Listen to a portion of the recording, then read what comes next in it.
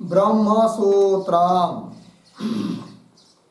ब्रह्मसूत्र ग्रंथ में page number 243 page के ऊपर से 4 नंबर की पंक्ति है।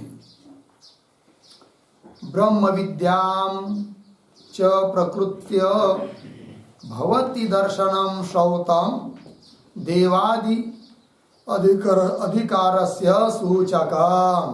ठीक है, आइए तो बात यह चल रही है प्रथम अध्याय तृतीय पाद, और तृतीय पाद का यह 8 नंबर का अधिकरण है। इस अधिकरण का नाम है देवताधिकरण, और इस अधिकरण का विचार विषय वाक्य है तत् यो यो देवानां प्रत्यबुध्यत स एव तदभवत् तथर्षीणां तथा मनुष्याणाम इत्यादि। देवता लोगों का भी ब्रह्म विद्या में अधिकार है, इस बात का निर्णय करने के लिए यह अधिकरण प्रवृत्त हुआ है। तो बताया है अब तक कि देवता लोगों का भी ब्रह्म विद्या में अधिकार है, किंतु पूर्व पक्षी ने कहा कि देवता लोगों का ब्रह्म विद्या में अधिकार नहीं हो सकता है। क्यों? तो उन्होंने कहा कि जैसे ब्रह्म विद्या है उस प्रकार मधु आदि भी विद्या है, उन मधु आदि विद्या में देवता लोगों का अधिकार नहीं है, उस प्रकार ब्रह्म विद्या में भी अधिकार नहीं है, ये कहा। दूसरी बात, उन देवता लोगों का विग्रह सिद्ध नहीं होता है, क्योंकि देवतावाचक जो आदित्यादि शब्द है उनका प्रयोग तो द्यु स्थान में विद्यमान, जो आकाश में विद्यमान सूर्य आदि है उसमें है, जो कि भौतिक पदार्थ है, अचेतन पदार्थ जड़ है, उनमें प्रयोग है आदित्यादि शब्दों का।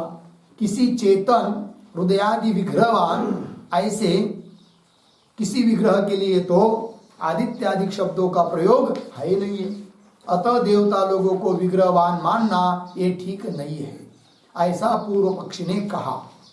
किंतु सूत्र नंबर 33 के माध्यम से सूत्रकार और उसके अनुसार भगवान भाष्यकार अर्थात वेदांती मतलब सिद्धांती उस पूर्व पक्षी को, पूर्व मीमांसकों को उत्तर दे रहे हैं, उनका खंडन कर रहे हैं कि देवता लोगों का भी ब्रह्म विद्या में अधिकार है।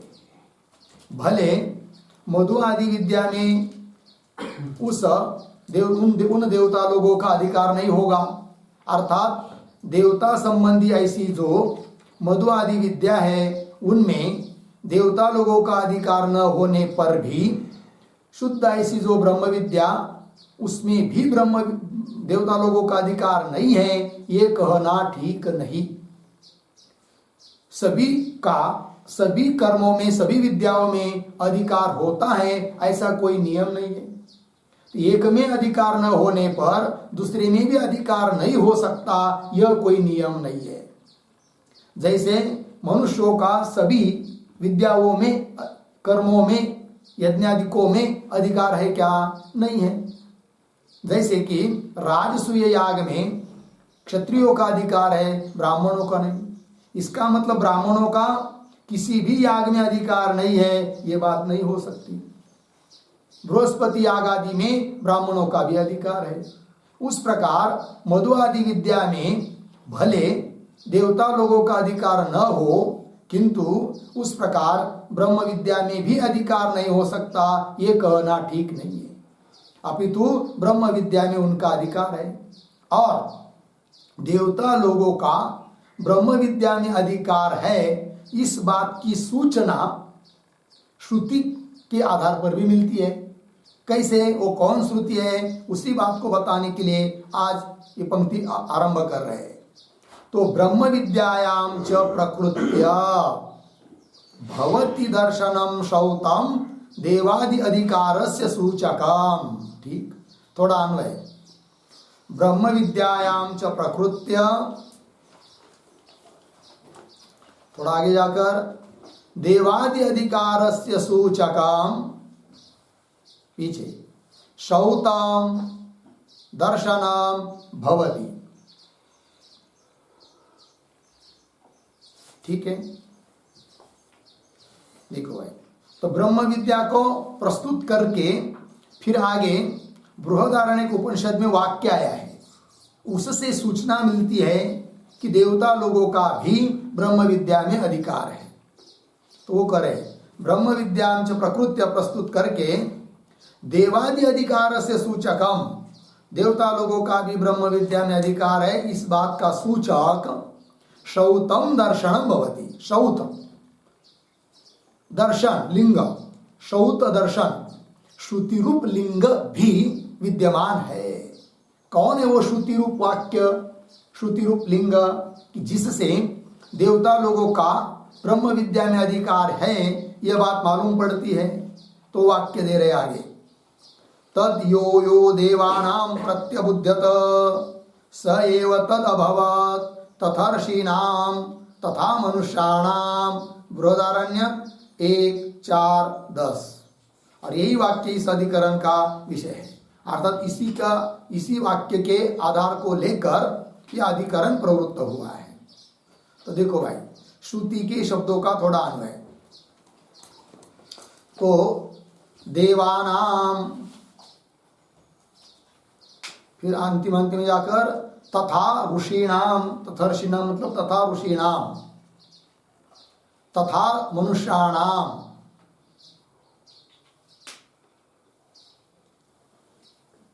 पीछे यह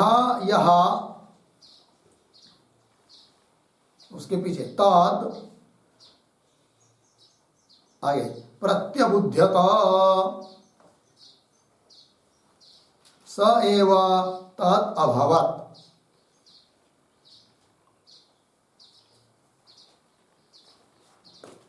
देखो भाई, देवानां तथा ऋषीणाम तथा मनुष्याणाम, देवता लोग, ऋषि लोग और मनुष्य लोग, ठीक है, इनमें से जो भी कोई यह ठीक है ना, क्या तत् प्रत्यबुध्यत, तत् ब्रह्म, उस ब्रह्म तत्व को जान लेता है प्रत्येक आत्मा के रूप में, मय के रूप में, चाहे वो देवता में से कोई हो जानने वाला, चाहे वो ऋषि में से कोई हो, चाहे मनुष्यों में से कोई हो, जो भी उस ब्रह्म तत्व को अपने आत्मा के रूप में जान लेता है, अहम ब्रह्मास्मि इस रूप से, प्रत्यबुध्यत सह एव तद अभवत्, वह जानने वाला तद अभवत्, तद ब्रह्म अभवत्, ब्रह्म रूप हो जाता है।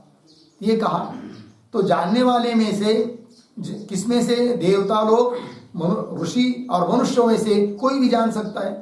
इसका मतलब ब्रह्म विद्या में देवता लोगों का भी है क्या अधिकार, स्पष्ट कहा है, देवानाम, मनुष्यानाम, ऋषीनाम इत्यादि। ठीक, इस श्रुति के ऊपर एक वाक्य लिखते हैं,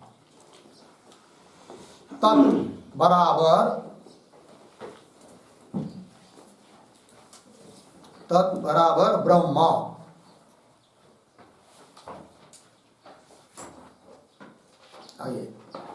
आगे देवादीनां मध्ये,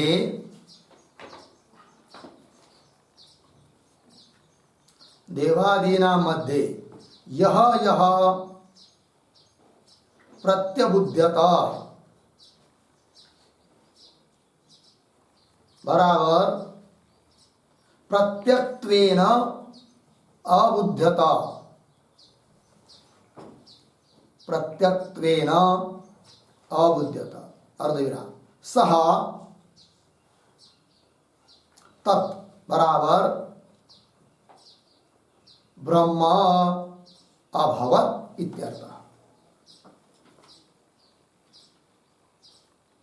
ठीक है, श्रुति में जो तत्पद आया है उसका अर्थ कर दिया ब्रह्म, और देवादिकों के बीच में से जो भी कोई प्रत्यबुध्यत, प्रत्येक रूप से, अपने रूप से, आत्मा के रूप से उस ब्रह्म तत्व को जान लेता है, वह जानने वाला तत्नाम ब्रह्म अभवत्, ब्रह्म रूप हो जाता है।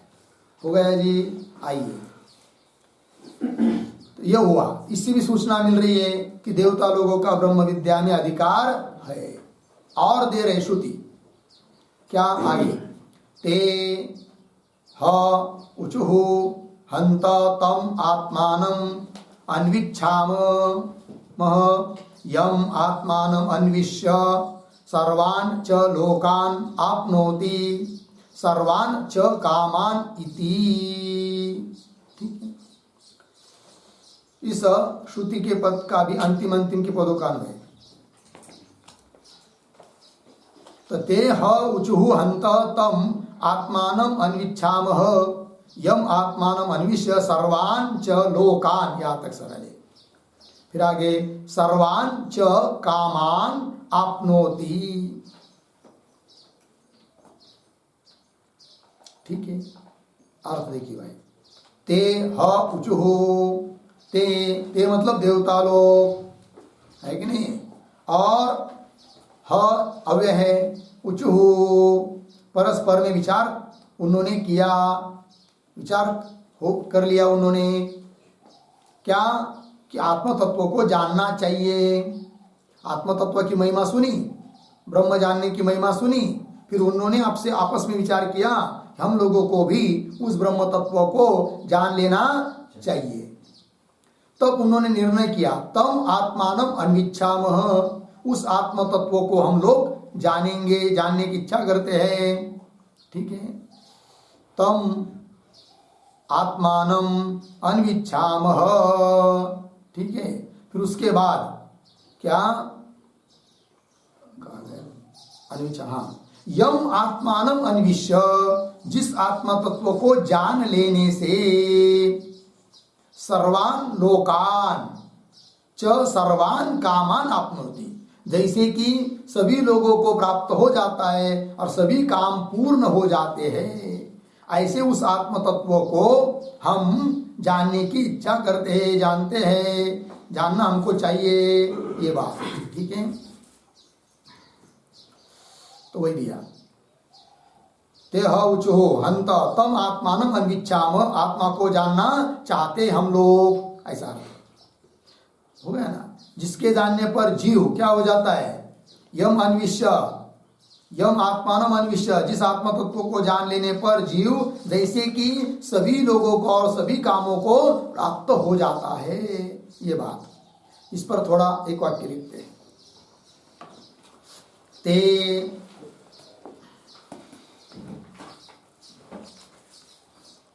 बराबर देवा,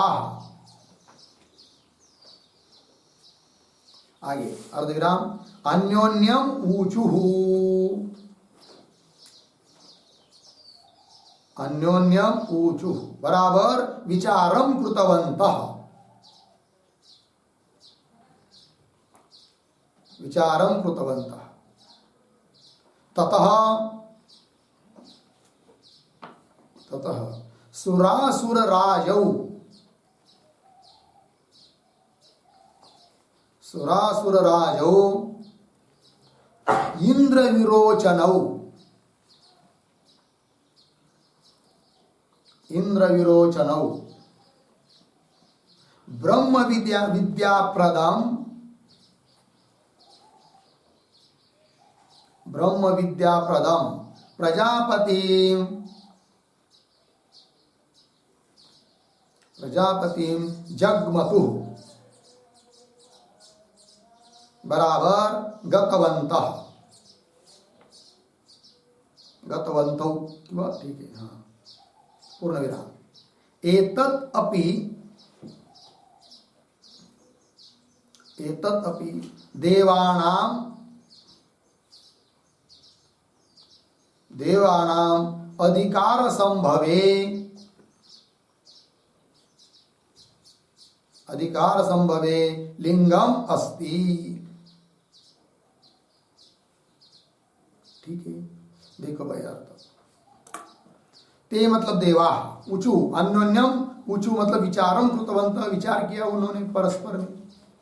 उसके बाद सुरासुर राजो, सुर देवता, तो देवता लोगों का राजा इंद्र और उसके विपरीत असुर लोग, और असुरों का राजा विरोचन है कि नहीं। तो देवता लोगों में से कोई एक को जाना चाहिए प्रजापति के पास ब्रह्म विद्या प्राप्त करने के लिए। तो कौन जाए? तो देवता लोगों का जो राजा इंद्र वो गया। फिर उधर भी प्रश्न पड़ा असुरों को कि वो लोग जा रहे हैं हमारे शत्रु ब्रह्म विद्या प्राप्त करने के लिए, तो हम लोगों को भी ब्रह्म विद्या प्राप्त कर लेनी चाहिए। चलो हम लोगों से में भी कोई जाकर ब्रह्म विद्या प्राप्त कर लेते हैं। तब असुरों का राजा जो विरोचन वो गया उन सभी असुरों के प्रतीक के रूप में प्रजापति के पास ब्रह्म विद्या प्राप्त करने के लिए। तो वही दिया, सुरासुर राजो इंद्र विरोचनौ ब्रह्म विद्या प्रदम प्रजापति। प्रजापति का विशेषण है ब्रह्म विद्या प्रदम, ब्रह्म विद्या को प्रदान करने वाले, देने वाले। ऐसे जो प्रजापति उनके पास जगमतु गतवंतो गए। सुरों का राजा इंद्र, असुरों का राजा विरोचन गए। फिर उसके बाद क्या इससे पता चलता है, ये क्यों बताया बीच में? तो कह रहे एतत् अपि देवानां अधिकार संभवे लिंगम अस्ति। देवता लोगों का ब्रह्म विद्या में अधिकार है, इस बात को द्योतित करने के लिए ये प्रमाण दिया।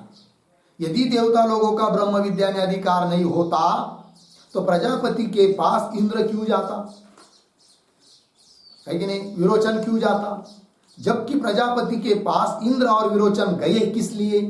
ब्रह्म विद्या प्राप्त करने के लिए। इसका मतलब देवता लोगों का भी, असुरों का भी, मनुष्यों का भी, ऋषियों का भी, चाहे जो भी ब्रह्म तत्वों को जानना चाहता है, उन सबका ब्रह्म विद्या में क्या है?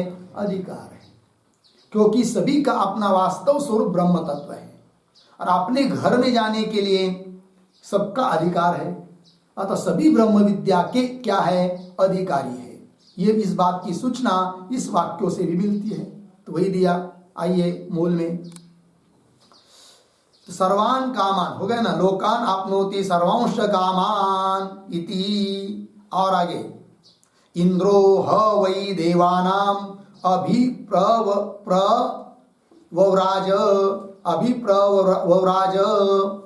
विरोचन असुराणाम। इनका भी थोड़ा अन्वय इन शब्दों का।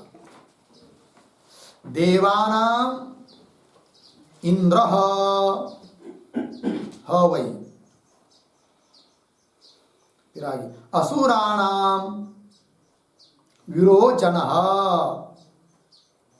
अभिप्रवराज। देवताओं में से इंद्र गया और असुरों में से विरोचन गया।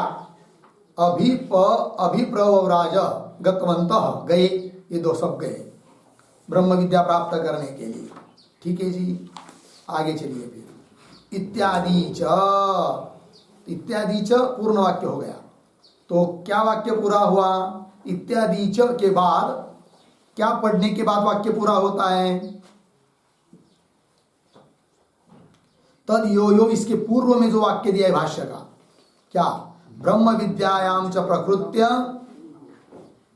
देवादि अधिकार से सूचकम शौतम दर्शनम भवति। तो कौन शौत दर्शन है?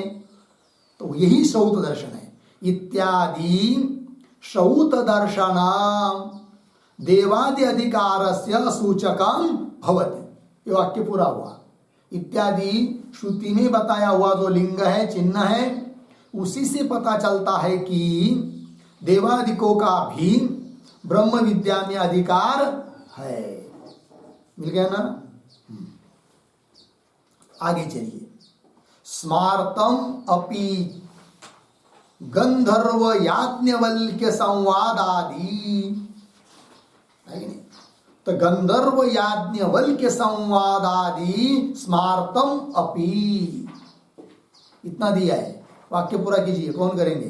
ब्रह्म विद्यायां च प्रकृत्या देवाधिकार से सूचकम स्मार्तम दर्शनम।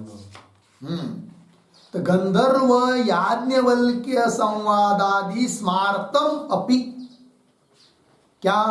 देवादि अधिकारस्य सूचकम दर्शनम भवति। ये वाक्य पूरा हो। ठीक है ना? गंधर्व याज्ञवल्क्यादि को का जो संवाद, वो संवाद है कि नहीं? तो संवादादि स्मार्तम अपि दर्शनम, दर्शनम लिंगम, स्मृति ने बताया हुआ यह लिंग दर्शन स्मार्त लिंग, यह भी क्या देवादिकों का अधिकार का सूचक लिंग है। लग गए कि नहीं? कैसा? गंधर्व याज्ञवल्क्य संवादादि स्मार्तम अपि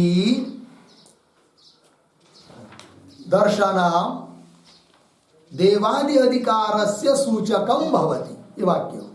लग गया जी? ये क्या चीज है गंधर्व याज्ञवल्क्य संवादादि?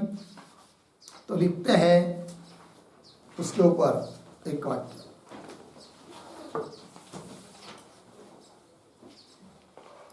किम अत्र ब्रह्म, किम अत्र ब्रह्म इति गंधर्व प्रश्ने सति, इति गंधर्व प्रश्ने सति याज्ञवल्क्यः तम उवाच,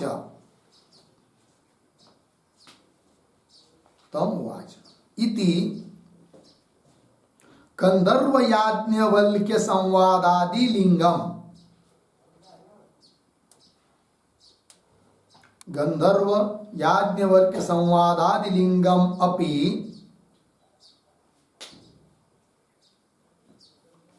देवादीनां अधिकारं द्योतयति।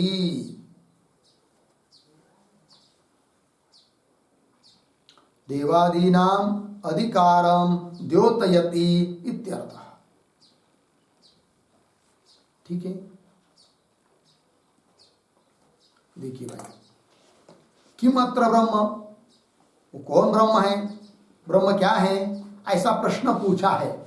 किसने? गंधर्व ने। तो गंधर्व ने प्रश्न पूछने के बाद फिर याज्ञवल्क्य मुनि ने तम उवाच, उस गंधर्व को बताया, उसके प्रश्न का उत्तर दिया। इस प्रकार गंधर्व और याज्ञवल्क्य इनका संवाद हुआ है, ब्रह्म के बारे में पूछा है, याज्ञवल्क्य ने ब्रह्म तत्व का उपदेश किया। इसका मतलब गंधर्व आदि जो देवता लोग उनका भी है क्या? ब्रह्म विद्या में अधिकार।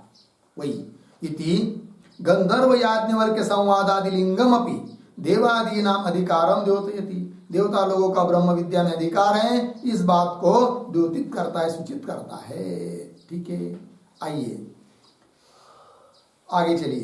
तो कुल मिलाकर कौन बात कही जा रही है कि देवता लोगों का भी ब्रह्म विद्या में अधिकार है, इस बात को बताया जा रहा है एक एक करके। अब आक्षेपकर्ता ने जो आक्षेप किया था वो क्या था, उसका भी खंडन करना पड़ेगा, तभी अपनी बात सिद्ध होगी। तब आगे कह रहे यद अपि उक्तम ज्योतिषी भावाच्च इति। सिद्धांती कह रहे हैं कि पूर्व मीमांसकों ने अर्थात पूर्व पक्षी ने यद अपि उक्तम, जो बात कही है, कहां पर? ज्योतिषी भावाच्च, इस सूत्र में जो बात कही है। क्या बात कही थी वहां पर? कि ज्योतिषी सूर्यमंडल में, ज्योतिर्मंडल सूर्य में देवतावाचक आदित्यादि शब्दों का क्या हुआ है? प्रयोग। अतः वो भौतिक जो सूर्य वगैरह वो देवता है, और वो तो मनुष्य की तरह कोई चेतन विग्रह है नहीं कि जिसका ब्रह्म विद्या में अधिकार हो सके, है कि नहीं? अर्थात ब्रह्म विद्या में अधिकार है नहीं क्योंकि विग्रहवान देवता नहीं है, ऐसा कहा था ज्योतिषी भावाच्च इत्यादि सूत्र में उस पूर्व पक्षी ने। अब उनका खंडन करने के लिए आगे कह रहे अत्र ब्रूमः। ठीक है, उस बारे में हम अब बोलते हैं। क्या बोलते हैं? तो पंक्ति को देखिए, ज्योतिरादि विषया अपि आदित्यादयः देवतावचनाः शब्दाः चेतनावन्तम् ऐश्वर्यादि उपेतम तम तम देवतात्मानं समर्पयन्ति। क्यों? मंत्रार्थवादादिषु तथा व्यवहारात्। मिल गया? आइए भाई, तो थोड़ा शब्दों का अन्वय कर लेते हैं। ज्योतिरादि विषया अपि एक शब्द छोड़कर आगे, देवता वचनाः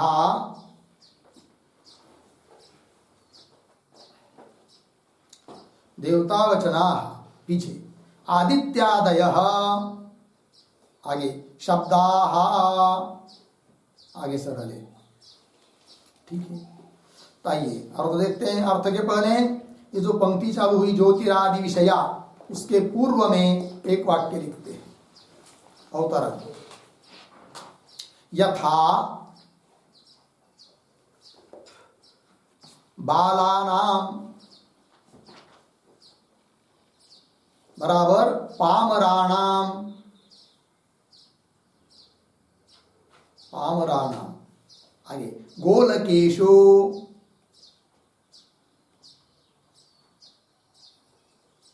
चक्षुरादि पद प्रयोगे, चक्षुरादि पद प्रयोगे अपि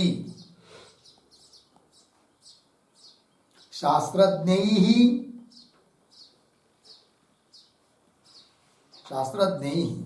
गोलकातिरिक्त इंद्रियाणि, गोलकातिरिक्त इंद्रियाणि स्वीक्रियन्ते, स्वीक्रियन्ते तथा तथा ज्योतिरादौ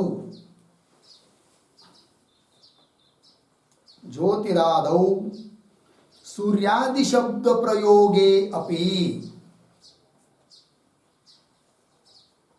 सूर्यादि शब्द प्रयोगे अपि विग्रहवद् देवताः, विग्रहवद् देवताः स्वीकार्याः इति आह, इति आह, ज्योतिरिति। अर्थ देखिए भाई, दृष्टांत देकर समझाया जा रहा है। क्या कहने जा रहे सिद्धांती? सिद्धांती बोलते हैं, उनको कहेंगे क्या कि अरे भाई, जिस प्रकार बालक अर्थात पामर लोग, मूढ़ अज्ञानी लोग क्या समझते हैं, जैसे चक्षु कह दिया, नेत्र, तो किसको समझते हैं? जो दिखाई दे रहा है गोलक हम लोगों का, ये उसी को समझते हैं क्या? चक्षुरिंद्रिय। वस्तुतः जो दिखाई दे रहा है वो चक्षुरिंद्रिय है क्या?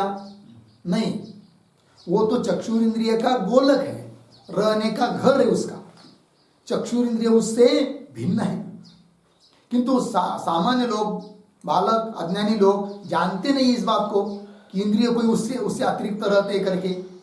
किंतु जो शास्त्रवेत्ता लोग हैं वे तो जानते हैं ना क्या, कि जो दिखाई दे रहे हैं नेत्र, कर्ण आदि, कान आदि, ये इंद्रिय नहीं है, ये तो गोलक है, इनसे भिन्न इंद्रिय है।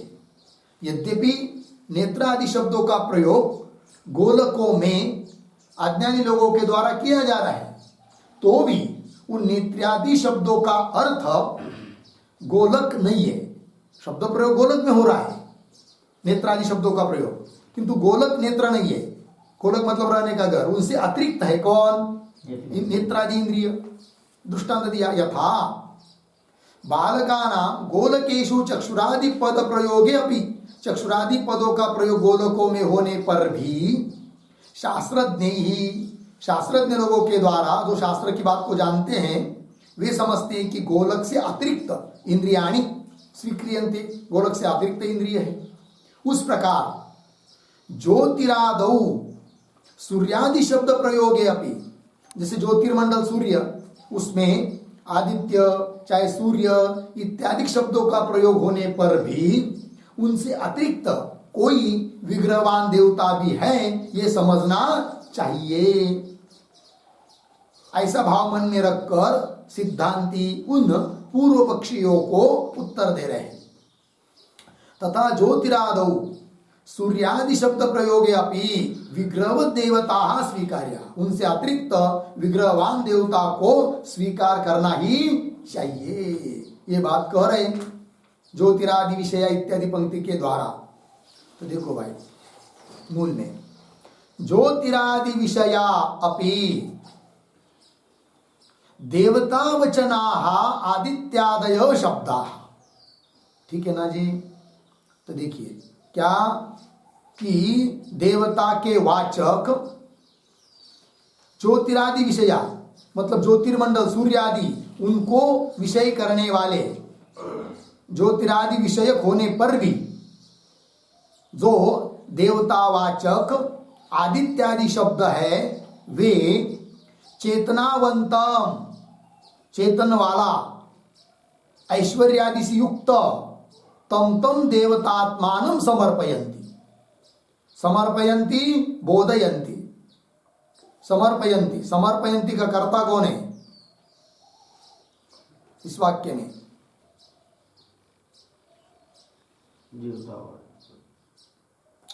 शब्दाः। कौन करता है? शब्दाः समर्पयन्ति। कैसे शब्द? देवता वचनाः शब्दाः, देवता के वाचक शब्द। कौन शब्द?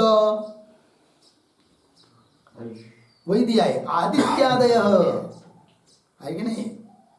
आदित्यादय, देवता वचनाः आदित्यादय शब्दाः, देवता के वाचक जो आदित्यादिक शब्द। यद्यपि उनका विषय ऊपर ऊपर से कौन दिखाई दे रहा है? वही दिया है सबसे पहले, ज्योतिरादि विषयापि। ज्योति सूर्यमंडल, सूर्यादि, तो ज्योतिरादि विषयक होने पर भी ये शब्द, शब्दों का ही विशेषण है। ज्योतिरादि विषयापि शब्दाः। कौन शब्द? आदित्यादि शब्द। कैसे शब्द? देवता के वाचक शब्द। तो वही ज्योतिरादि विषयापि देवता वचनाः आदित्यादय शब्दाः, है कि नहीं? जैसे नेत्र शब्द गोलक विषय होने पर भी, है कि नहीं, तो भी वो गोलक को नहीं बताता है, अपितु उस गोलक में रहने वाले नेत्र इंद्रियों को बताता है। उस प्रकार ज्योतिरादि सूर्यादि है विषय जिनका, ऐसे जो देवतावाचक आदित्यादि शब्द वे गोलक को भी बता रहे और उसके साथ साथ कोई विग्रहवान देवता को भी बता रहे। जैसे नेत्र शब्द गोलक को भी बता रहा है पामरों की दृष्टि से, और शास्त्रज्ञ की दृष्टि से नेत्र इंद्रियों को बता रहा है। उस प्रकार ज्योतिरादि विषयापि देवतावचनाः आदित्यादय शब्दाः, क्या? चेतनावंत, चेतन वाला, ऐश्वर्यादि से युक्त तम तम देवतात्मान, उस देवता रूप आत्मा को समर्पयन्ति, बोधयन्ति, बोध कराते हैं। दोनों का बोध करा रहा है इसका मतलब। सूर्यादि आदित्य, सूर्यादि जो भौतिक है उनका भी बोध करा रहे आदित्यादि शब्द, और देवता के वाचक विग्रहवान जो देवता चेतनादि युक्त उनके भी बोधक है। कौन? आदित्यादि शब्द। पूर्व पक्ष ने क्या कहा था? आदित्यादि शब्दों का प्रयोग कहाँ होता हुआ दिखाई दे रहा है? सूर्यादि मंडल में, है कि नहीं? और वो तो विग्रहवान नहीं है। तो उत्तर क्या दे रहे हैं? अरे भाई, आदित्यादि शब्दों का प्रयोग, है कि नहीं, सूर्यादि में हो रहा है, किंतु केवल सूर्य को, सूर्यादि भौतिक पदार्थों को ही वे आदित्यादि शब्द नहीं बता रहे, अपितु उनसे अतिरिक्त विग्रहवान चेतना से युक्त ऐसे विग्रह को भी बताते हैं। जैसे कि उदाहरण दिया नेत्र शब्द का। ठीक, आइए, तम तम देवतात्मानं समर्पयन्ति। तो बोले ये आपको कैसा पता चला? किसने बताया ऐसा? तब करे मंत्र अर्थवादादिषु तथा व्यवहारात्। मंत्र अर्थवाद इत्यादि वाक्यों में उसी प्रकार का व्यवहार हुआ है। तथा व्यवहारात्, तथा मतलब कैसा? तथा शब्द का अर्थ लिखिए, तथा बराबर चेतनत्वेन व्यवहारात् इत्यर्थ। चेतनत्वेन व्यवहारात् इत्यर्थ।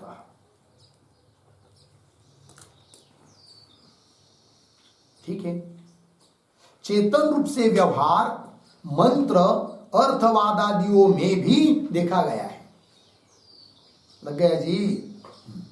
मंत्र अर्थवादादिषु तथा व्यवहारात्। आगे चलिए, अस्ति ही ऐश्वर्य योगात् देवतानां ज्योतिराद्यात्मभिः च अवस्थातुम् यथेष्टम च तम तम विग्रहम ग्रहीतुम सामर्थ्यम।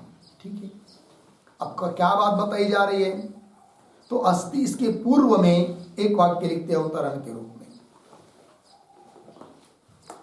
एकस्य जड़ चेतन उभय रूपत्वम, जड़ चेतन उभय रूपत्वम, एकस्य जड़ चेतन उभय रूपत्वम कथम, प्रश्न चिन्ह। तत्र आह अस्ति। ठीक है, अर्थ देखिए भाई, एकस्य एक ही शब्द जड़ और चेतन दोनों का वाचक है, दोनों को बताता है। ये कैसे? जबकि अभी अभी ऊपर क्या कहा कि आदित्यादि शब्द सूर्यादि मंडल को भी बताते हैं और विग्रहवान देवता को भी बताते हैं, अर्थात जड़ को भी बता रहा है, चेतन को भी बता रहा है। लेकिन ये कैसे?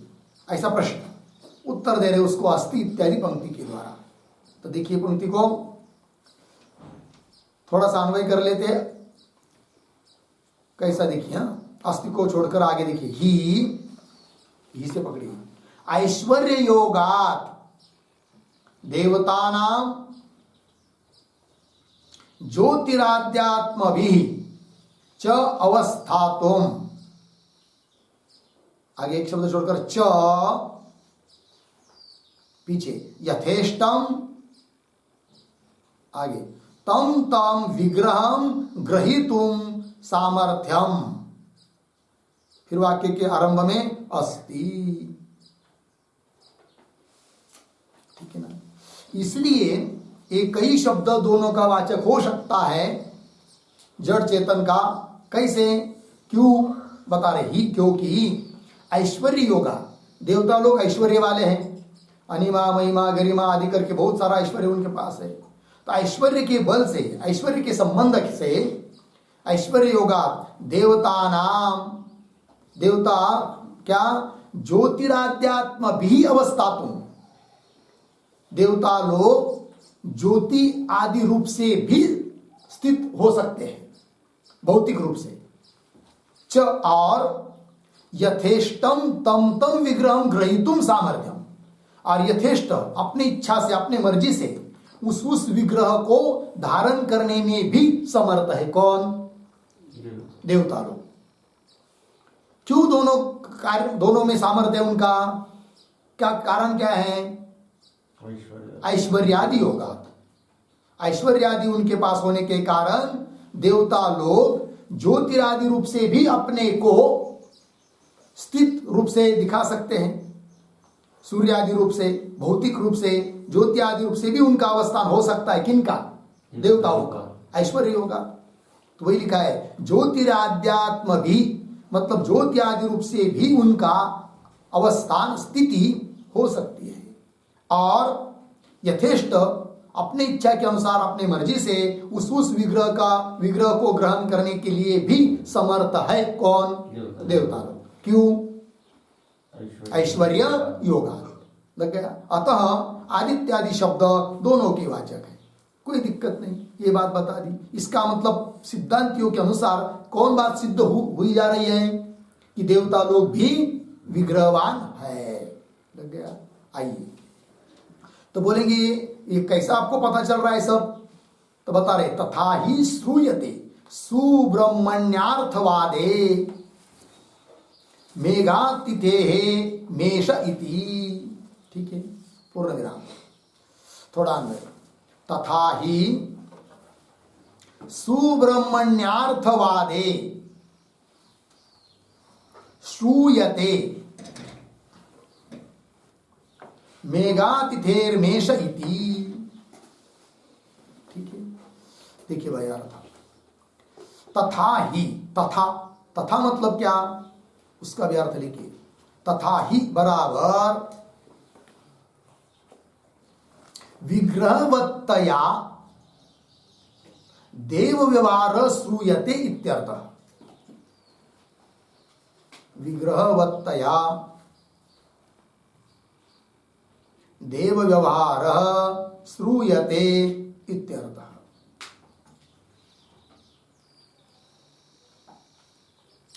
ठीक है, तथाई, तथाई मतलब विग्रह के रूप में देवों का व्यवहार श्रुति बताती है। पीछे कहा कि नहीं, यथेष्टम तम तम विग्रह ग्रहीतुम सामर्थ्यम, तो कह रहे तथाई मतलब विग्रह के रूप में देवों का व्यवहार श्रुति बता रही है। वो कौन श्रुति है, वो सब दे रहे, एक एक बात को देखिए। तथा ही सुब्रह्मण्यार्थवादे श्रूयते, श्रुति बता रही है सुब्रह्मण्य अर्थवाद में संबोधन देकर। क्या संबोधन दिया है वहां पर? मेघा तितेर मेष, मेष यह संबोधन दिया है इंद्र के लिए।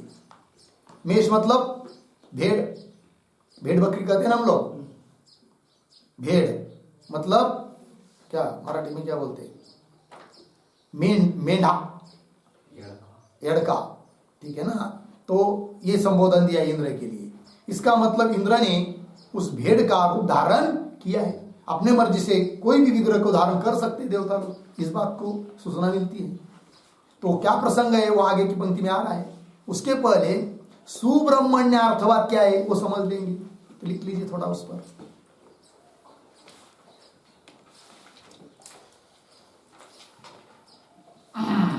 लिखिए सुब्रह्मण्य, उद्धरण चिन्ह में लीजिए सुब्रह्मण्य, उद्धरण चिन्ह बंद। इति उद्गातृगणस्तः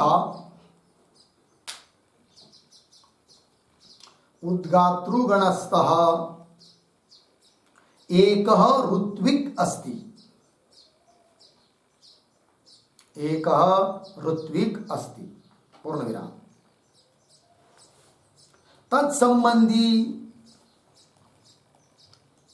तत्संबंधी यह अर्थवादः, यह अर्थवादः, उद्धरण चिन्ह में इंद्र आगच्छ, उद्धरण चिन्ह बंद, इत्यादि इत्यादि अर्धविराम। स अर्थवादः सुब्रह्मण्यार्थवादः अस्ति, सुब्रह्मण्यार्थवादः अस्ति, पूर्ण विराम। आगे तत्र, आगे उद्धरण चिन्ह में मेघातिथेर्मेष, उद्धरण चिन्ह बाद इति इंद्रस्य संबोधनम अस्ति, इति इंद्रस्य संबोधनम अस्ति, पूर्ण विराम। आगे इंद्रः मेषः भूत्वा, इंद्रः मेषः भूत्वा कान्वायनम, कान्वायनम बराबर कन्वर्षेः पुत्रम, कन्वर्षेः पुत्रम मेघातिथिम,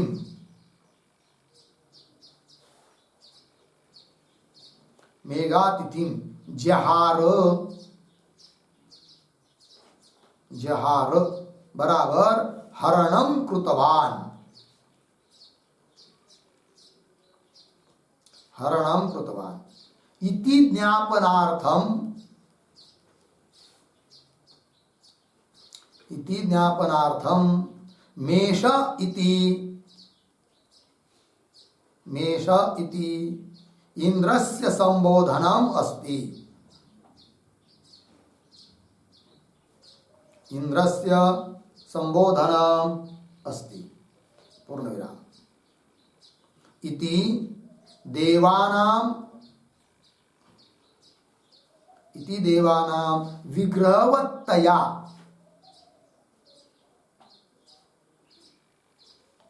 विग्रहवत्तया व्यवहारः,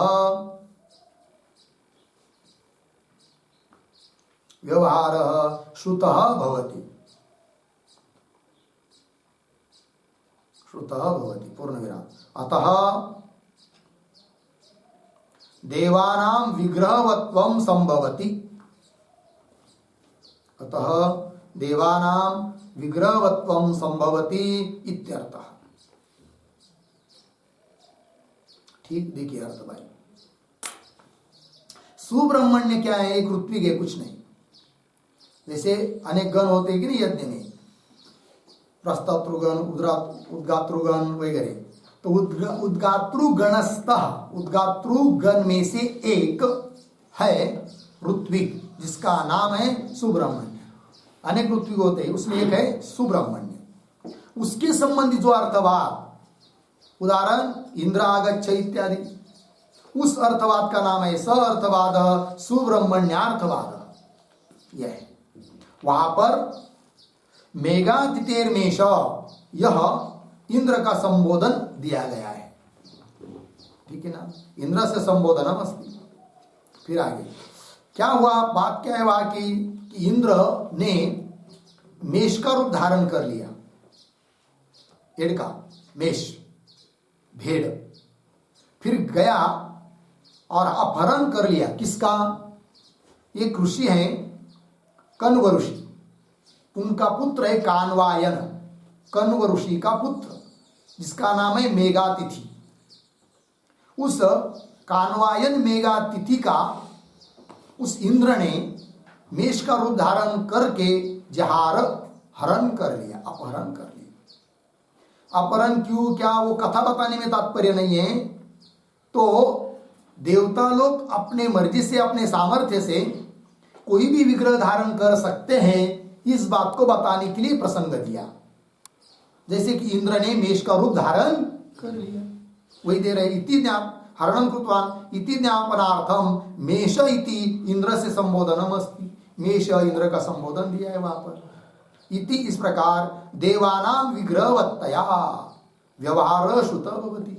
देवता लोग विग्रह वाले होते हैं, इस प्रकार का व्यवहार श्रुति में भी आता है, शब्द व्यवहार, शब्द प्रयोग।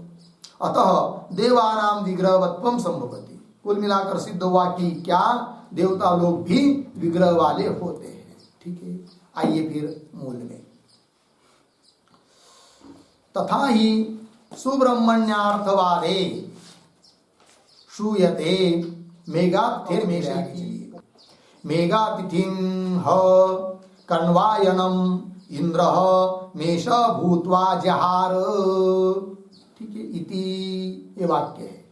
उस वाक्य के शब्दों का थोड़ा अन्वय बीच में आया है। इंद्र,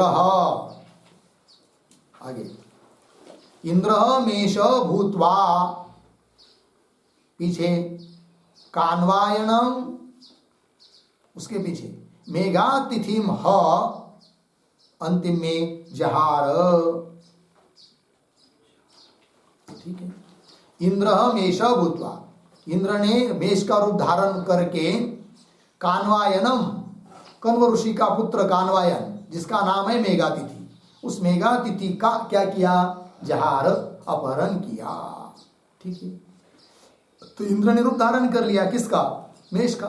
मतलब देवता लोग अपने ऐश्वर्य के बल पर कोई भी विग्रह का रूप क्या करते हैं? धारण करते हैं। इति।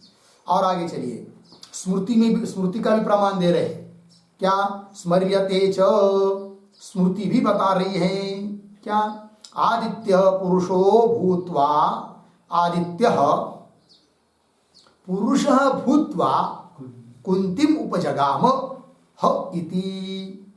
है कि नहीं?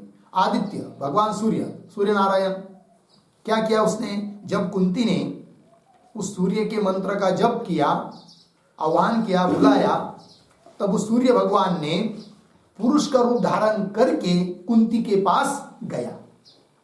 इसका मतलब आदित्य रूप जो देवता, उसने मनुष्य का रूप धारण कर लिया। अर्थात देवता लोग अपने ऐश्वर्य के बल पर कोई भी विग्रह वाला रूप धारण कर सकते हैं, कोई भी शरीर को धारण कर सकते हैं। अतः विग्रहवान देवता है, ये बात सिद्ध हो जाती है। ये बात आदित्य पुरुष भूत्वा, पुरुष बनकर कुंतीम उपजगाम, कुंती के पास गया। इति हो गया इतना। तो इसका मतलब विग्रहवान देवता है, इस बात की सिद्धि हुई। अब पूर्व पक्षी ने जो एक बात कही थी, क्या कि सूर्याधिक तो, जिसमें आदित्यादिक शब्दों का प्रयोग हुआ है, वो सूर्याधिक तो मिट्टी की तरह अचेतन है, भौतिक पदार्थ है, वो विग्रहवान थोड़ी है, ऐसा जो कहा था आक्षेपकर्ता ने, उसका भी उत्तर देना है। तो उसका उत्तर देने के लिए आगे की पंक्ति आ रही, देखिए, मृदादिष्वपि चेतनादिष्टातारः अभ्युपगम्यन्ते। क्यों? मृत अब्रवीत, आपो अब्रुवन इत्यादि दर्शन। ठीक है, आइए, तो ये जो पंक्ति है कि नहीं, मृदादिशु, उसके पूर्व में एक वाक्य लिखते हैं अवतरण के रूप में, आदित्यादयः, आदित्यादयः मृदादिवत्, मृदादिवत् अचेतनाः एव,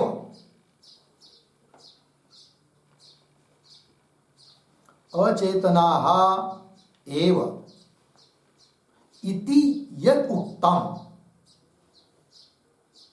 इति यत् उक्तम् अर्धविराम, तत् न, तत् न अर्धविराम, यतो ही, यतो ही सर्वत्र, सर्वत्र जड़ा जड़ांश द्वय सत्वात्,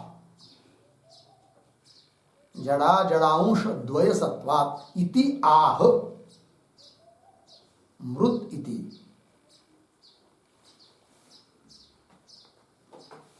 ठीक है, देखिए भाई अर्थ।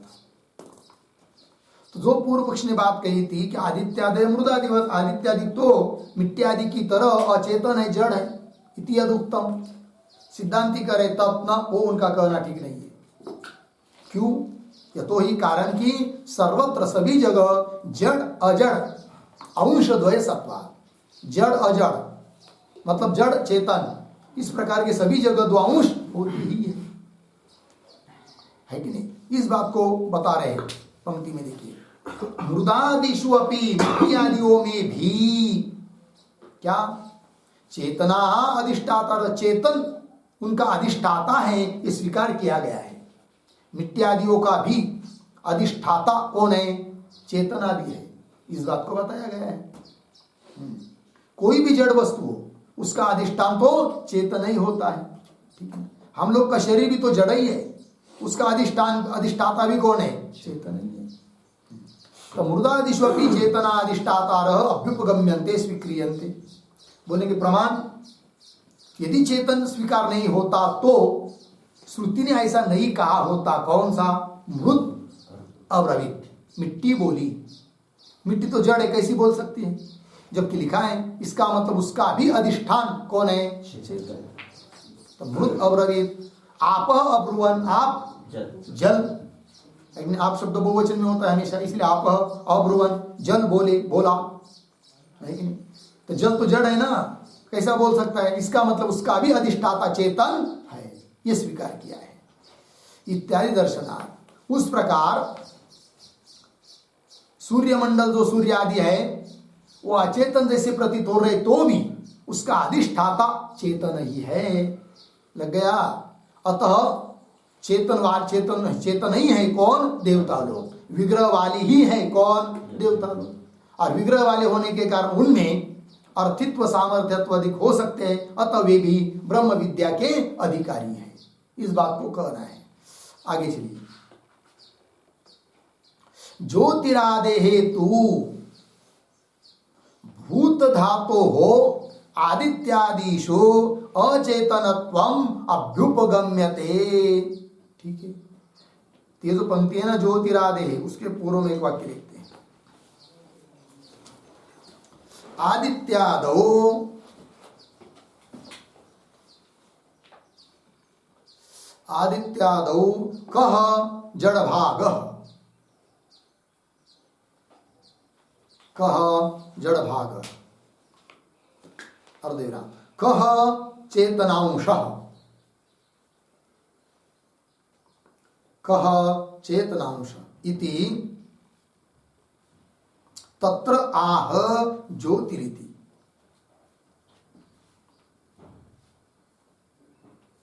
तत्र आह ज्योतिरिति हो गया। आदित्यादियों में कौन सा जड़ भाग है, कौन सा चेतन भाग है, ये बताओ, तब बता रहे हैं। क्योंकि अभी अभी बताया कि नहीं, सर्वत्र जड़ अजड़ दो अंश होते हैं। ठीक है, फिर आदित्यादि में भी एक जड़ अंश एक चेतन अंश होगा, तो कौन जड़ भाग है कौन चेतन भाग है बताओ, तब बता रहे ग्रंथकार सिद्धांती। ज्योतिरादे हेतु भूत धातो आदित्यादिषु अचेतनत्वम अभ्युपगम्यते। थोड़ा अन्वय, आदित्यादिषु पीछे ज्योतिरादे हेतु भूत धातो हो, आगे अचेतनत्वम अभ्युपगम्यते। हो गया अर्थ। देखिए भाई, आदित्यादियों में सूर्यादियों में ज्योति स्वरूप जो है कि नहीं, जो दिखाई दे रहा है, ज्योतिरादि तो भूत धातु, भूतों का कार्य, भौतिक पंचभौतिक, वो भूतों का कार्य है, अर्थात जड़ है भूत धातु। अचेतनत्व, अचेतन मतलब वही जड़, तो भूत धातु जो भौतिक भाग है वो क्या है, अचेतन है, ऐसा स्वीकार किया जाता है। हो गया। फिर चेतन भाग कौन है, तब आगे देखिए, चेतना तु अधिष्ठातारः देवतात्मनः मंत्रार्थवादादि व्यवहारात् इति उक्तम। इस पंक्ति का भी थोड़ा अन्वय, मंत्रार्थवादादि व्यवहारात्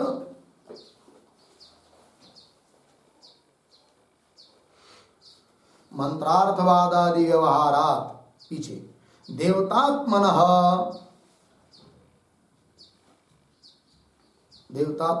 अधिष्ठातारः, पीछे चेतनाः इति उक्तम।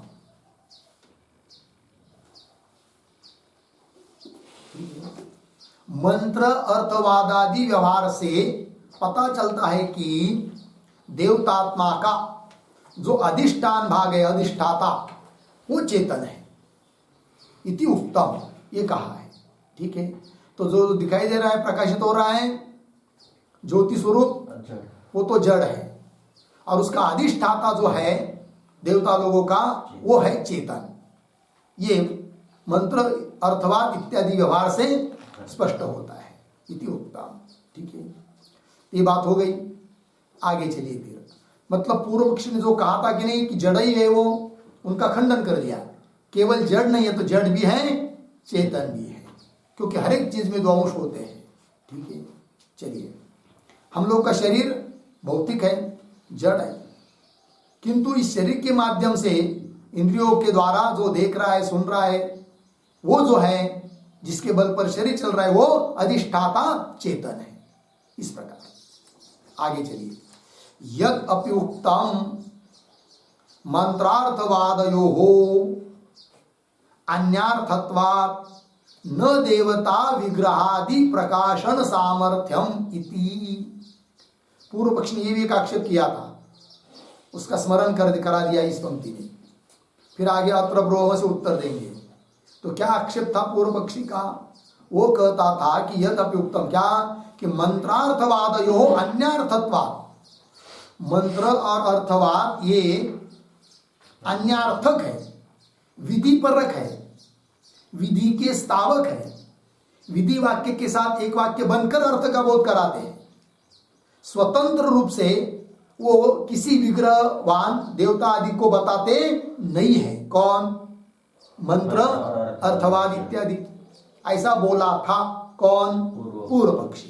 पंक्ति देखिए, यद्यपि उत्तम, जो पूर्व पक्ष ने कहा था कि मंत्रार्थवादयो अन्यार्थत्वात्, अन्यार्थत्वात् मतलब अन्यार्थत्व का अर्थ देखिए विधि परत्वात्।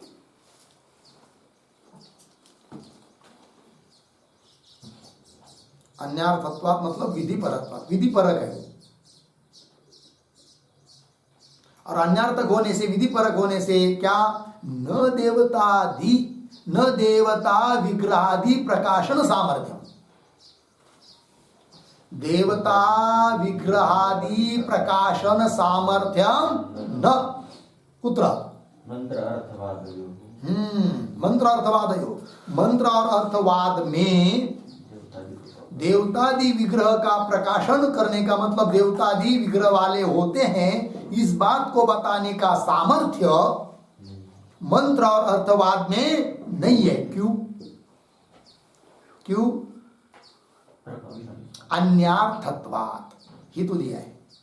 मंत्र और अर्थवाद कैसे है? अन्यार्थक है, विधि परक है, विधि को पूछ पकड़ कर चलने वाले हैं, विधि वाक्य के साथ एक वाक्य होकर अर्थ बताने वाले हैं।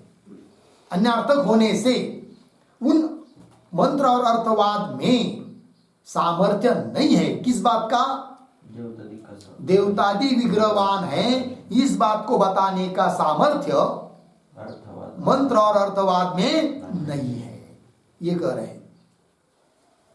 ये कहा था पूर्व पक्षी ने, यद्यपि उक्ता मंत्रार्थवादयो अन्यार्थत्वात् न देवता विग्रहादि प्रकाशन सामर्थ्यमिति अत्र ब्रूम। सिद्धांति करे, अब उस पर हम बोलते हैं, इस आक्षेप पर भी हम उत्तर दे रहे हैं। अत्र ब्रूम, अत्र ब्रूम के पूर्व में एक छोटा वाक्य लिखिए अवतरण। अन्य परत्वात् अपि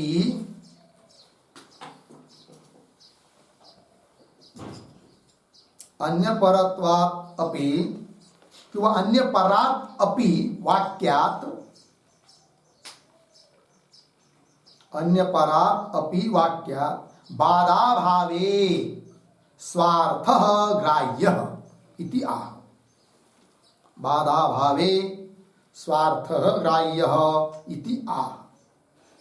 अत्र ब्रूमः इति। ठीक है,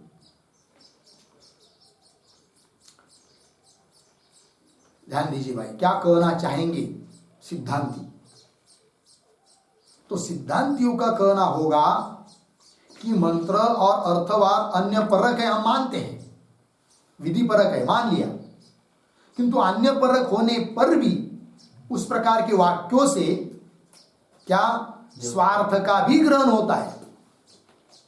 जब कोई बाधक नहीं है तो, ध्यान दीजिए, कोई भी वाक्य हो, अन्य परक होने पर भी यदि कोई बाधक नहीं है तो अपने स्वार्थ का भी वो बोध कराता है।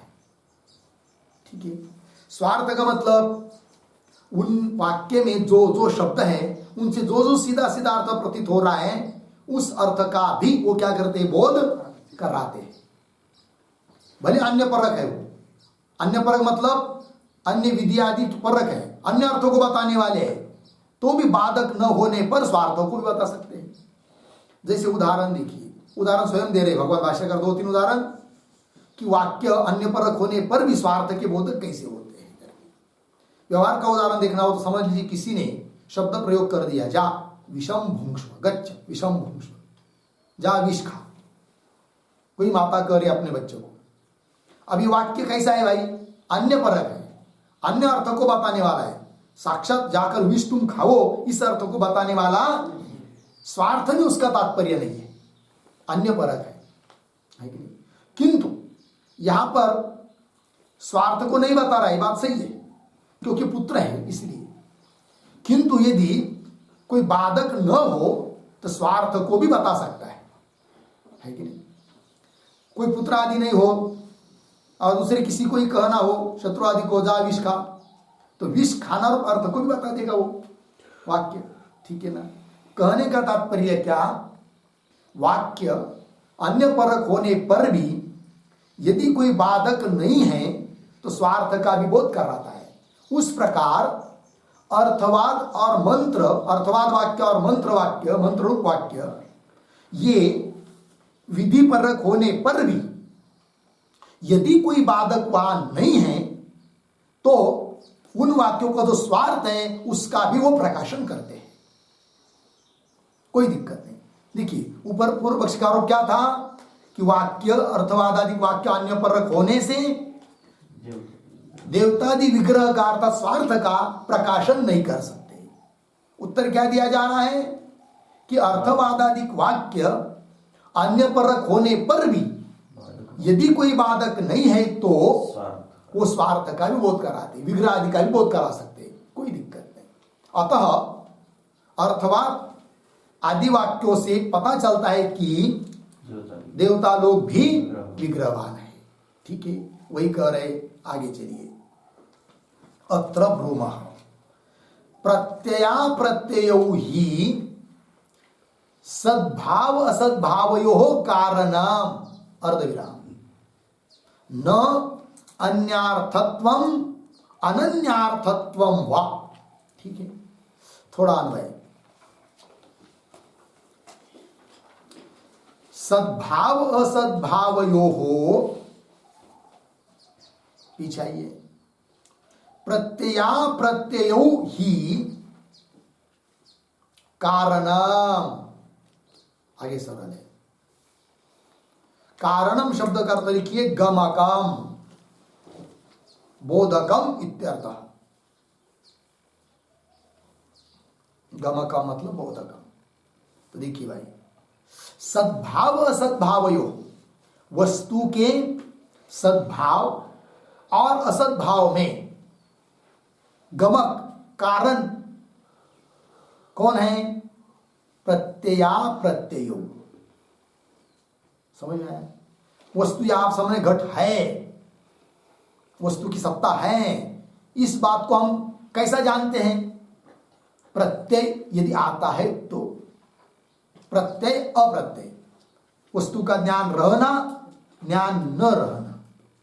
यदि या अत्र घट अस्ति ज्ञान हो रहा है तो यह ज्ञान ही बता देता है कि यहां पर वस्तु है, बराबर। और खोज रहे नहीं हो रहा है कि यह घट है करके, ऐसा ज्ञान नहीं हो रहा है, तो वो अप्रत्यय हुआ, अप्रतीति हुई। तो वो अप्रतीति ज्ञान न होना वही बता देता है क्या? कि यहां पर वस्तु का सद्भाव नहीं है, असद्भाव है, वस्तु नहीं है करके, है कि नहीं? तो क्या नियम निकला? वस्तु के सद्भाव और असद्भाव में गमक बोधक कारण कौन है? प्रत्यय अप्रत्यय।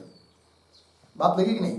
क्या देखिए, सद्भाव असद्भावयोः प्रत्यया प्रत्ययो ही कारणम, ये कारण है। कौन कारण नहीं है? न अन्यार्थत्वम अनन्यार्थत्वम वा। ठीक है जी, वस्तु के सद्भाव में ये कोई कारण नहीं है क्या कि अन्यार्थत्व है कि नहीं? वो वाक्य कैसे है भाई? अन्यार्थक है या अन्यार्थक नहीं है कि नहीं? न अन्यार्थत्वम न किंवा अनन्यार्थत्वम न, है कि नहीं? अन्यार्थक मतलब अन्यार्थक का बोधक है वाक्य, इसलिए वो वस्तु का सद्भाव असद्भाव नहीं बता सकता, ऐसा कुछ नहीं कह सकते। क्यों? अनन्यार्थक है, अन्यार्थ का बोधक वाक्य नहीं है, इसलिए वस्तु का सद्भाव बता रहा है, ये भी नहीं। और अन्यार्थक है इसलिए वस्तु का असद्भाव बताता है, यह बात नहीं। कहने का तात्पर्य वस्तु के सद्भाव असद्भाव में कारण अन्यार्थत्व अनन्यार्थत्व नहीं है, अपितु प्रत्यय अप्रत्यय है। इतनी बात लगी? फिर आगे चलिए।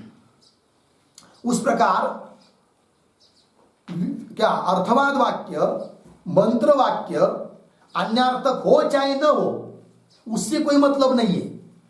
यदि उससे ज्ञान हो रहा है अस्तित्व का तो वस्तु है, यदि उससे ज्ञान नहीं हो रहा है अस्तित्व का तो वस्तु नहीं है।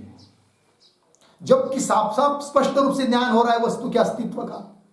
जैसे कि कह दिया किसी ने वज्रहस्तः पुरंदरः, है कि नहीं? क्या हाथ में वज्र लिया हुआ है कौन? इंद्र। तो यह वाक्य अन्य परक है चाहे अन्य परक नहीं, वो बात अलग। उसके ऊपर वस्तु का अस्तित्व और सद्भाव असद्भाव अवलंबन नहीं है, आधार निश्चित नहीं है। फिर किससे होता है कि वज्रहस्त पुरंदर, इस वाक्य से यह बात पता चल रही है कि हाथ में वज्र लिया हुआ कोई इंद्र है, अर्थात सद्भाव प्रत्यय आ रहा है, इसका मतलब वस्तु का सद्भाव है। प्रत्यय हो रहा है कि नहीं? ज्ञान हो रहा है।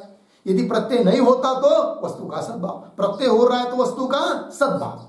वाक्य चाहे अन्य परक हो चाहे अन्य परक न हो, इससे कोई मतलब नहीं है। बात लग रही है कि नहीं? चलिए आगे और स्पष्ट कर रहा है आगे।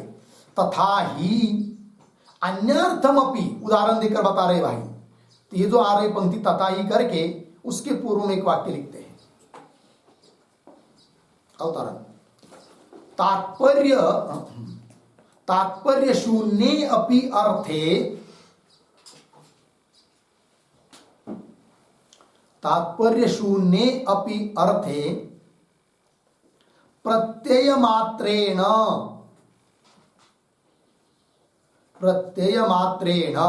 कौंस में लिखिए प्रतीति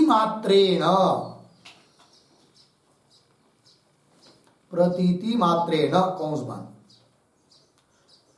अस्तित्वम उदाहरति,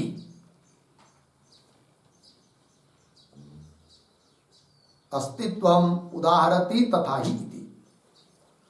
अर्थ देखिए भाई, तात्पर्य शून्य अपि अर्थ है, जिस अर्थ में तात्पर्य नहीं है तो भी, अर्थ वस्तु, जिस वस्तु में तात्पर्य नहीं है तो भी प्रत्यय मात्रेण, प्रत्यय ज्ञान, प्रतीति, केवल प्रतीति हो जाने से वस्तु के अस्तित्व का बोध हो जाता है। इस बात को उदाहरण देकर समझा रहे हैं। क्या उदाहरण की पंक्ति को देखिए, तथा ही अन्यार्थम प्रस्थितः पथि पतितम तृणपर्णादि अस्ति इति एव प्रतिपद्यते। मिल गया जी। अर्थ देखिए भाई, उदाहरण दिया है क्या कि अन्यार्थम प्रस्थितः अपि, कोई पथि, अन्यार्थम अपि प्रस्थितः, अन्यार्थम प्रस्थितः अपि, क्या पथि पतितम, पथि मार्गे, पतितम मार्ग में पड़ा हुआ, लेकिन क्या सरल अर्थ है पहले शब्द भाव, अन्यार्थम प्रस्थितः, अन्य किसी काम के लिए प्रस्थान किया हुआ कोई व्यक्ति जा रहा है, समझ लीजिए आड़स को, अन्य किसी काम के लिए कोई वस्तु आदि खरीदनी है, उसके लिए जा रहा है, प्रयोजन उसका जाने का अलग है, वस्तु आदि कोई खरीदना, किंतु जाते जाते रास्ते में पड़े हुए गवत, तिनका, काड़ी, गवत या जो भी कुछ चीजें वो दिखती नहीं, उसको दिखती है, और दिखने पर वो क्या बोलता है, दिख रही है किंतु नहीं है यहां पर। बोलेंगे क्यों, तो हम तो अन्य काम के लिए जा रहे हैं ना, हम किसके लिए जा रहे हैं, अन्य काम के लिए, अन्य अर्थ ही जा रहे हैं, दिखाई दे रहे तो भी नहीं है, ऐसा होता है क्या, नहीं। अन्य काम के लिए मनुष्य जा रहा है तो भी मार्ग में पड़े हुए तृण, तिनकादि, गवत, काड़ी वो है, ये प्रतीति मात्र से उसका अस्तित्व का बोध हो जाता है। ये नहीं वो चाहते, उसका अस्तित्व ये नहीं चाहता कि भाई हम नहीं है, क्यों तुम अन्य मार्ग के लिए, अन्य काम के लिए जा रहे हो, इसलिए आपका जाना अन्य काम के लिए, हमारा बोध, हमारा अस्तित्व इससे सिद्ध नहीं होगा क्योंकि आप अन्य काम के लिए जा रहे हैं। ऐसा होता है क्या, नहीं। अन्य काम के लिए मनुष्य जा रहा है तो भी रास्ते में पड़े हुए तिनकादिक उनका अस्तित्व का निश्चय हो जाता है प्रतीति मात्र से, प्रत्यय मात्रेण। लग गया कि नहीं। उस प्रकार ये दृष्टांत हुआ, उस प्रकार मंत्र और अर्थवाद वाक्य अन्य परक मतलब विधि परक होने पर भी उनके द्वारा ये बात पता चल जाती है कि विग्रहवान भी कोई देवता है कि नहीं। या वो अन्य परक होने से देवता, विग्रहवान देवता को बता नहीं सकते, ऐसी बात नहीं है। बात समझ में आई कि नहीं। पूर्व पक्षी का आरोप क्या था कि मंत्र अर्थवाद अन्य परक होने से विग्रह आदि का प्रकाशन कर नहीं सकते। उसको उदाहरण देकर समझा दिया कि अन्य परक होने पर भी वो विग्रहवान देवता को बता सकते हैं। कौन, मंत्र और अर्थवाद आदि वाक्य। वही बात कही जा रही लिखी। तथा ही अन्यार्थम प्रस्थितः अपि, अन्य काम के लिए प्रस्थितः पुरुष, प्रस्थान किया हुआ पुरुष भी पथि पतितम, मार्गे पतितम, तृण पर्णादि, तृण गवत, काड़ी, पर्ण पत्ते आदि, हाँ पर्णादि अस्ति इति एव प्रतिपद्यते, है इस प्रकार के प्रतीति को वो प्राप्त होता है, जान लेता है, है करके, है कि नहीं। ये बात हो गई। तो उत्तर दे दिया भाई सिद्धांतियों ने क्या, कि उदाहरण देकर क्या उत्तर दिया कि अर्थवाद आदि भी अन्य परक होने पर भी विग्रहवान देवता का प्रकाशन करते। इससे सिद्ध हुआ कि विग्रहवान देवता है। लग गया। अब इस पर पूर्व पक्षी पुनः आक्षेप कर रहा है। आगे अत्र आह मिला, अत्र आह के ऊपर लिखिए आक्षेप। पूर्व पक्षी अब आक्षेप कर रहा है, ठीक है ना। अत्र के पूर्व में एक छोटा वाक्य लिखते हैं, तृणादौ प्रत्ययः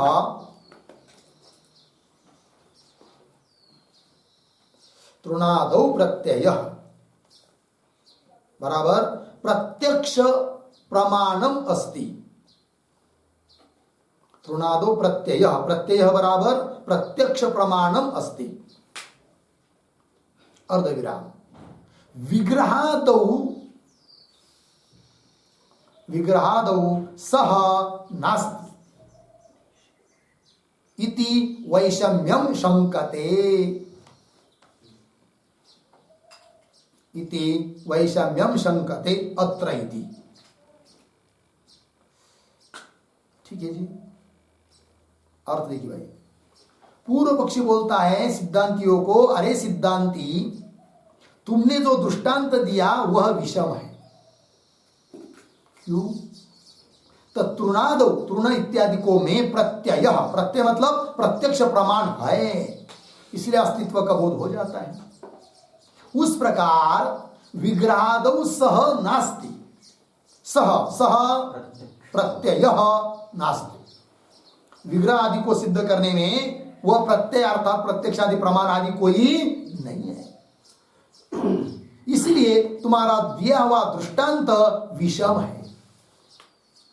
विषम है मतलब क्या? जिस साध्य को सिद्ध करने के लिए तुमने दृष्टांत दिया, उस साध्य को वह दृष्टांत सिद्ध नहीं कर सकता है। क्या साध्य को सिद्ध करना था?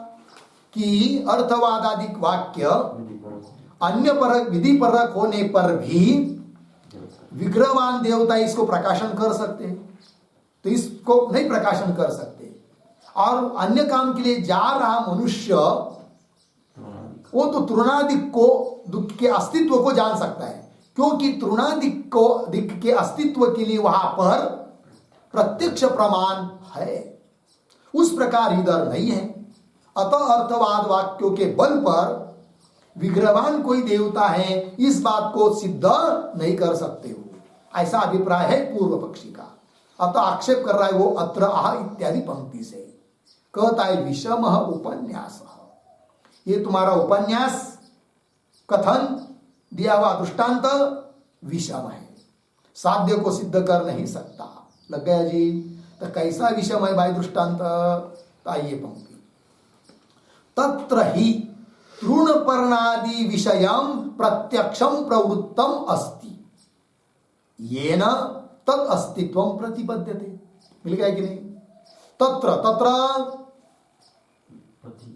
तत्र दृष्टांते, उस दृष्टांत में क्या जी? तृणपर्णादि विषयम, तृणपर्णादि है विषय जिसके, इस प्रकार का प्रत्यक्षम प्रवृत्तम अस्ति, प्रत्यक्ष प्रमाण वहां पर प्रवृत्त है कि जिससे ये न तद अस्तित्वम प्रतिपद्यते, कि ये न प्रत्यक्ष प्रमाणेन तद अस्तित्वम तद तृणादि अस्तित्वम प्रतिपद्यते न्यायते, जिससे कि उन तृणादिक के अस्तित्व का ज्ञान होता है, क्योंकि वहां पर प्रत्यक्ष प्रमाण विद्यमान है। लग गया ना? दृष्टांत में तो ठीक है, किंतु इधर नहीं हो सकता। कैसे? अत्र पुनः विधि उद्देशिक वाक्य भावेन स्तुत्यर्थे अर्थवादे न पार्थक अर्थेन वृत्तांत विषया प्रवृत्ति शक्या अध्यवसातो। ठीक है जी,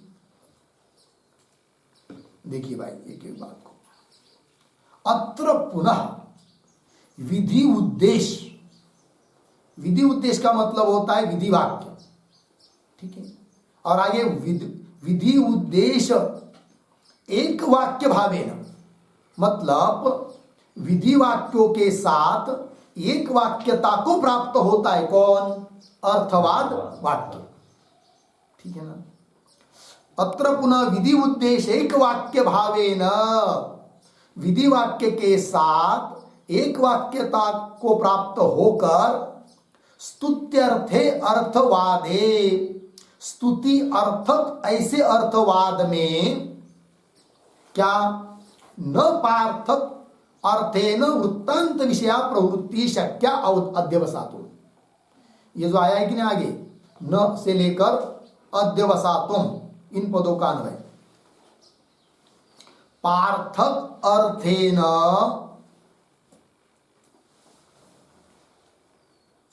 वृत्तांत विषया प्रवृत्ति ही, आगे एक शब्द छोड़ आगे, अध्यवसातो पीछे न शक्या। ठीक है, देखो भाई, अर्थवाद में तो पार्थक अर्थे न, मतलब स्वतंत्र रूप से वृत्तांत विषया सिद्ध अर्थ विषयक प्रवृत्ति हो है। अर्थवाद में भी इस प्रकार का अध्यवसात तो न शक्या, निश्चय नहीं कर सकते। सरल सरल है, कुछ नहीं, शब्दों का अर्थ लिखाएंगे बाद में, ध्यान दीजिए। क्या कि पूर्व पक्षी बोल रहा है सिद्धांतियों को, हे सिद्धांती, दृष्टांत में तो तृणादिक का अस्तित्व जानने के लिए प्रत्यक्ष प्रमाण है, उस प्रकार सिद्धांत में विधि वाक्य के साथ अर्थवाद वाक्य की एक वाक्यता हो जाती है, और एक वाक्य होकर स्तुत्यर्थक ऐसा जो अर्थवाद, उसमें यह बात नहीं है कि स्वतंत्र रूप से वो अर्थवाद सिद्ध अर्थ को बता दे, सिद्ध अर्थ का निश्चय करावे, ऐसा सामर्थ्य उस अर्थवाद में नहीं है कि नहीं, ये कह रहे हैं। तो यहां जो आया है ना, अत्र पुनः विधि उद्देश्य, वो क्या है, उस पर लिखते एक वाक्य, विधि उद्देश्य बराबर, विधि उद्देश्य बराबर विधि वाक्यम, विधि उद्देश्य बराबर विधि वाक्यम, अर्धविराम, विधि वाक्यैक वाक्यतया, विधि वाक्यैक वाक्यतया विधि प्रशस्त, विधि प्रशस्त बराबर स्तुतः, स्तुतः इति प्रत्ययः, इति प्रत्ययः बराबर ज्ञानम एव अर्थवादेषु भवति, ज्ञानम एव अर्थवादेषु भवति। मिल गया ना, पूर्ण विराम। आगे, पार्थक अर्थेन, पार्थक अर्थेन बराबर स्वतंत्र रूपेण, स्वतंत्र रूपेण, आगे वृत्तांत विषया, वृत्तांत विषया बराबर भूतार्थ विषया, भूतार्थ विषया बराबर सिद्धार्थ विषया,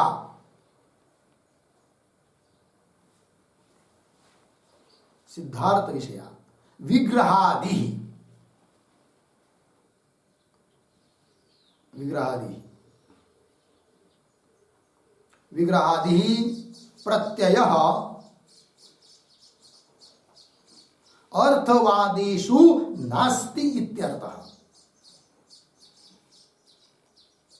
अर्थवादेषु नास्ति इत्यर्थः। ठीक है, देखो भाई, अर्थवादों में कौन प्रत्यय है और कौन नहीं, अलग अलग साफ बता दिया उस पूर्व पक्षी ने। क्या कहा, एक एक बात को देखिए। शब्द आया है मूल में विधि उद्देश्य, विधि उद्देश्य का अर्थ होता है विधि वाक्य। फिर आगे मूल में आया है विधि उद्देश्यिक वाक्य भावेन, मतलब लिख के दिया आपको क्या कि विधि वाक्यिक वाक्यतया, विधि वाक्य के साथ एक वाक्य बनने से तृतीया स्तुत्यर्थे अर्धवादे, मतलब विधि प्रशस्त, एक वाक्य बनकर विधि की क्या हो रही है, प्रशंसा, स्तुति हो रही है। यह प्रत्यय, यह ज्ञान उन अर्थवाद वाक्यों में होता है। अर्थवाद वाक्य सुनने के बाद सुनने वाले को यह ज्ञान होता है कि विधि वाक्य के साथ इस वाक्य की एक वाक्यता है और विधि अर्थ को स्तुति करने वाला यह वाक्य, इतना ज्ञान होता है।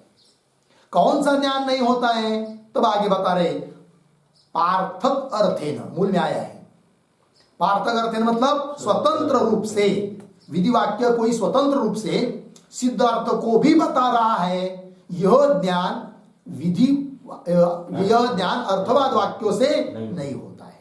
वही स्वतंत्र रूपेण वृत्तांत विषया, वृत्तांत विषय का अर्थ कर दिया भूतार्थ विषय, भूतार्थ मतलब सिद्धार्थ है कि नहीं, विग्रहादि, तो विग्रहादि सिद्धार्थ विषयक भी ज्ञान अर्थवाद वाक्यों में होता है, यह बात नहीं। आइए मूल में पुनः पंक्ति पढ़ते उस पंक्ति को।